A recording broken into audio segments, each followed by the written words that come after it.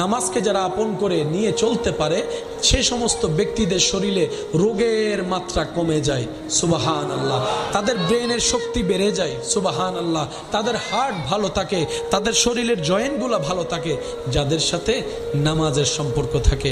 ওই যে রব্বুল আলামিন বলেছে ইন্নাস সালাতা তানহা আনিল ফাহশাই ওয়াল মুনকার। তাই রবের কাছে সবসময় ফরিয়াদ করবেন, আল্লাহ নামাজ তো আমরা পড়তেও জানি না, আমরা শুধু অঙ্গভঙ্গিটা করতে জানি, তাও সঠিকভাবে আমরা কেউ করতে জানি না।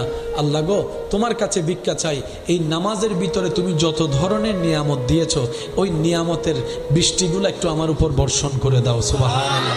আল্লাহ আমিও তোমার প্রিয় বান্দার লিস্টিতে নাম লেখাতে চাই। আল্লাহ আমিও ইজ্জতের জীবন চাই, আমিও কবরকে আলোকিত দেখতে চাই। তোমার দয়া ছাড়া তো কিচ্ছুই সম্ভব না। আল্লাহ আমি চেষ্টা করছি তোমার ইবাদত করার, আমি যেভাবে ইবাদত করলে তুমি খুশি হবা আমাকে তুমি দয়া করে নিজ গুণে সেভাবে ইবাদত করার সুযোগ করে দাও, সুবহানাল্লাহ। এদিকে আপনার চেষ্টা চলবে, এদিকে আপনার দোয়া চলবে।